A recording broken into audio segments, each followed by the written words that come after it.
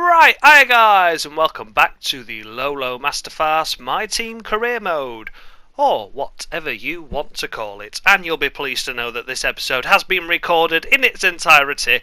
We're not missing the first 3 laps of this race, or of course the glorious introduction by the one and only David Croft. That's all going to be here and complete. So as you can see, we've got $4.41 million in the bank. I'm going to be spending that on some ladies of the night later. But of course I'm going to spend £2 million in the powertrain unit to start with. So what we're going to go for? We're going to go for more resource points, or are we going to go for the build time and reduction of build time by 20%? We're going to go for that. And that will be completed on the 13th of October. So we're looking forward to seeing how that develops the team and how that puts us forward. And as always now, it's time to jump into qualifying and seeing how we get on there around Japan. Lovely stuff. So, it's wet, it's intermediate conditions, and it's got worse while I've been on my outlap.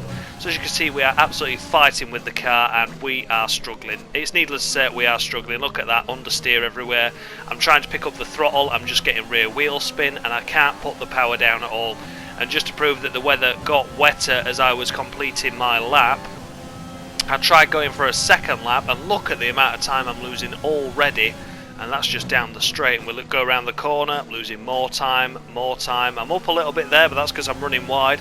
Max Verstappen on the lap trying to improve, he's going through, but I'm already half a second down on my best. I'm sliding everywhere, look at that, absolutely horrendous. And I'm already a second down on my best lap time, and now we're understeering off onto the grass, and we have a little pirouette there just to finish off. So there, unfortunately, it was the end of qualifying, and that means we are in last position. We're over a second behind the likes of Antonio Giovinazzi and our teammate, in fact, who had a good qualifying there in 18th position. 19th, I should say, sorry. So yeah, that's a disappointing qualifying. I should have gone out first off, but the car just wasn't handling well at all, though, in those wet conditions at all. But as always, it's time to hand you over now to Mr. David Croft. We come to you live today from the Mie Prefecture in the south of Japan's Honshu Island for a race that has seen many title deciders over the years. Some simple, some controversial, but all contributing to a legacy that makes the Japanese Grand Prix an indispensable stop in any Formula One season. A lap of this historic racetrack covers 3.6 miles, and it's the only time during the season that we race on a figure-of-8 racetrack. The drivers can expect some intense G-forces through the 18 corners on offer here as they experience some of the highest average apex speeds on the Formula One calendar. And keep an eye out for overtakes going into the final chicane. And I'm joined once again by Anthony Davidson to bring you the lowdown for today's race. Now, let's kick off our conversation with Alexander Albon. As ever, the threat of unreliability is never far away, and indeed they'll be starting out of position today due to a power unit component change. So it's going to be a difficult task to move forward from there. Everyone has to deal with penalties or reliability issues from time to time throughout their career. You just have to suck up the pain and get on with the job at hand.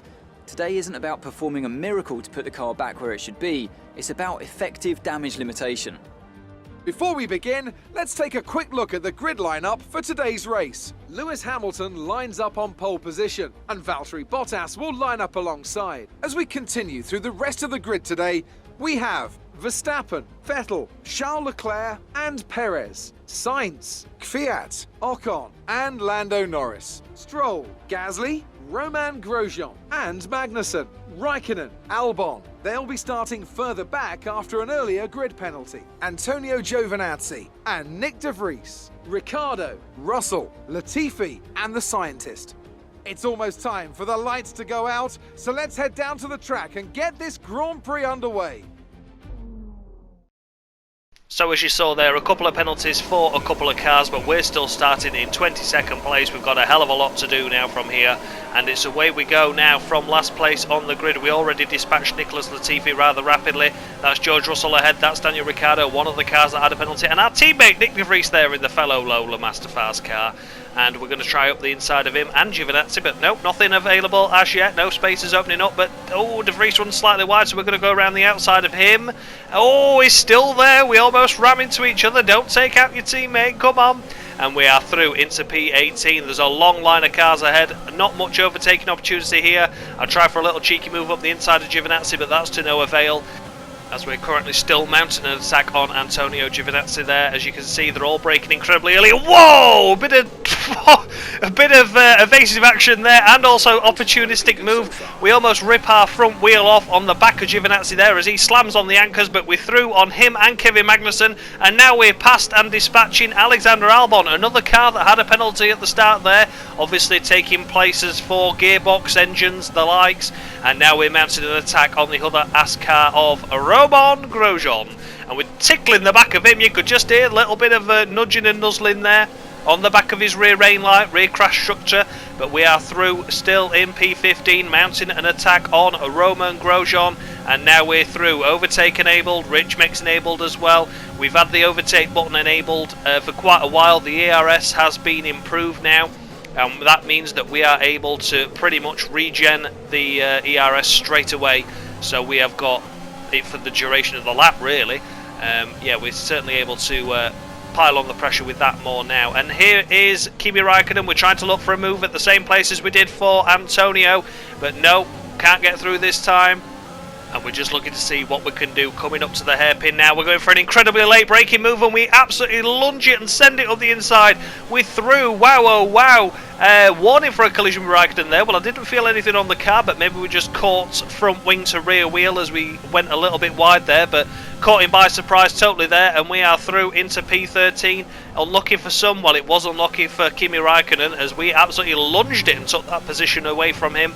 So we are now into P13 on lap 2. We've got Pierre Gasly ahead, and he's got Lance Stroll for company, and we've got Kimi Raikkonen behind him. We seem to be already pulling a gap on. He's 1 second behind us, so maybe that Alfa Romeo is slightly out of position as the updates come through for this game.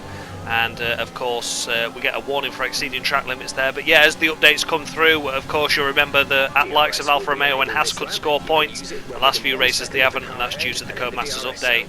But nonetheless, we are through into P13 at the start of lap 3. We've got Pierre Gasly ahead. He's got quite a long train of cars ahead of him, and we're just going to try and see if we can stay on the back of this gaggle and maybe make a move if possible. But as I mentioned, this S section is very, very treacherous. You get the first one wrong, you get all the complex wrong, and you lose an absolutely chunk of time, an absolute heap of time. It's crazy, really, really bad. I do like Japan, I do like the circuit, but that section is incredibly frustrating. If you get it slightly wide, you've just cocked your entire lap up. And we get another warning there for exceeding track limits. That's 2 warnings in 2 laps. One more and we'll be getting a penalty. And we try for a dive bomb. Doesn't work out. I am well too far back at that moment in time for Pierre Gasly, and we run incredibly wide and lose more chunks of time to Pierre. But as you can see, 2.1 seconds, 2.2 seconds the gap now for Raikkonen behind, so we are pulling away from them, and we're sort of making a little bit of no man's land for ourselves at this moment in time. We're not quick enough for the cars ahead, but we're too fast for the cars behind. So yeah, that could get interesting. We could end up in no man's land, racing all on our own in this 13th position. Unlucky for some, as mentioned. It could be unlucky for us because it looks like we won't be getting any further forward in this race if things don't play out as we want them.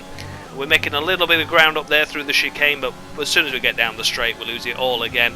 And we're starting lap 4 in P13 for now. Now we're just looking towards the end of lap 7, and I've elected to pit. We're going to pit this lap. We've got Alexander Albon, who's battled his way through the likes of Grosjean, Raikkonen and Giovinazzi behind. And he's gaining us at a rate of knots now. The gap is around 1.5 seconds, and we're running wide there. That's just as we elected to stop. I was a little bit out of my rhythm, but no penalties, no warnings, so that's all good. And into the pits we come now from P13. As you could see there, just as we pitted, the gap was 7.5 seconds to Gasly, so we made no forward ground, unfortunately. And as for rearwards, Kimi Raikkonen is nowhere near us, but our only rival now is Alexander Albon for this 13th position. Of course, I'm going to fight for every position that I can get, but it's really not looking like I'm going to be scoring points. 2 seconds for the lads there, which was a great stop, and I was just making sure they're looking behind me that Nick de Vries had an okay stop because he pitted on the same lap as us. But it looks like he's going to get serviced fairly regularly and fairly quickly, and it doesn't look like there's going to be much penalty for him pitting the same lap as us. So we're all the way through now onto lap 9, just about to start lap 10, and Kevin Magnussen is pitting. He's pitting, so that puts us back into 13th position now. So yeah, that's it. We are really stable, mates. We've gained 3 seconds as a result of what we did in the pits on Pierre Gasly, who elected for hard tyres, so we're hoping he can drop off the back of that pack. But as you can see now, as we start lap 12, the gap is still around the 5 second window. So sadly, no forward momentum gained. We didn't lose out on anything either, but we've got Alexander Albon for company behind, which is the crucial thing. We have got to maintain this P13 if we can. It's Daniel Ricciardo behind him. He's quite a few seconds back, so he's not going to be an issue. We're just really in this lonely position of P13 until Alexander Albon's nibbling at us now. As you can see, he's up the inside of us there. We're running a little bit wide once again at the hairpin. There he is. Look, that's Alex Albon. He's come to say hello, and there he is. But we're saying goodbye as we deploy the ERS once again down the long straight, going into the Spoon chicane. And we're on the last lap now. And we're in the same place, just into the Spoon section. And no, unfortunately, Alexander Albon can't make any forward ground on us. And sadly for us, this is going to end our incredible run of points. I can't remember how long the chain of points has been for us. It's been since Hungary, hasn't it? And as for the team, of course, when we didn't score points at Hungary, Nick de Vries did. So the run of points for the team is even longer. But unfortunately not. At least we maintained P13. And yeah, we made... have we maintained P13? There we go. Look, I'm squeezing Albon there, right to the line. Couldn't get any further across there. And yeah, we do maintain the P13 at the end after a little bit of excitement at that final chicane. And it's worth fighting for. Every position is worth fighting for. And that gives us driver of the day once again. So our points run might have come to an end, but our run of driver of the day certainly hasn't. And there's Toto Wolff once again, absolutely loving life because Valtteri Bottas has once again won the race. I'm not sure what's happened there, but Valtteri Bottas is porridge 4.7, it seems. Although in real life, he wouldn't have been able to finish that qualifying session, would he? Let's be honest. Damp conditions, he'd have kept spinning. The Mercedes lads absolutely loving life, and that would put Valtteri Bottas in the lead now, I think, of the championship. It's certainly getting close between those lot. Sergio Perez there, relatively happy with his finish by the looks of things. And there they are on the podium. So it's once again the same podium as before. It's Bottas from Hamilton, from Max Verstappen. So the same top 3 in the same order. He lifts the trophy high, and now you know what it's time for. It's time for the champagne!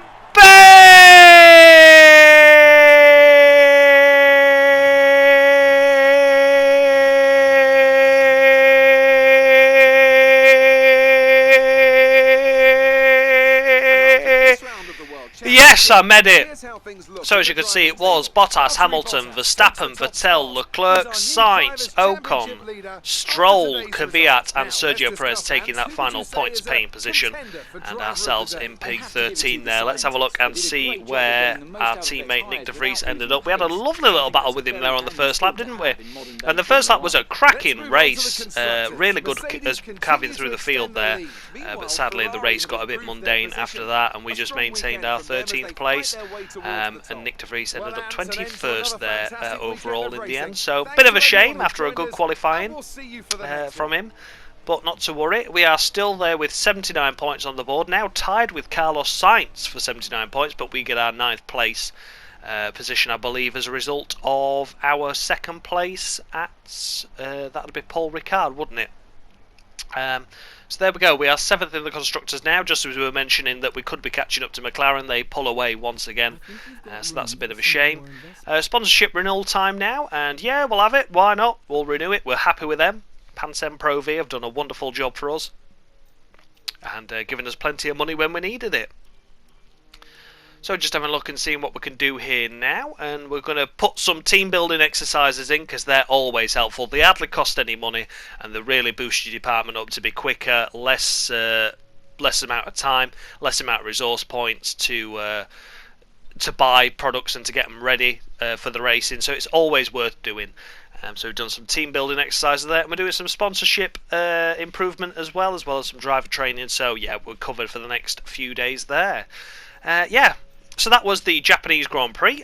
Apologies that it wasn't as exciting as I hoped. The first lap was incredible, and then sadly from there, once we got past Raikkonen, it was a little bit stale. But that's racing, isn't it? You can't have an exciting race all the time, and we can't always score points. But overall, gaining 9 places off our starting position was well worth it. So, there we go. We've skipped the invitational event there, and we're ready to go for the Circuit of the Americas. So I look forward to seeing you all there. Thanks a lot for watching, guys, and as always, much love.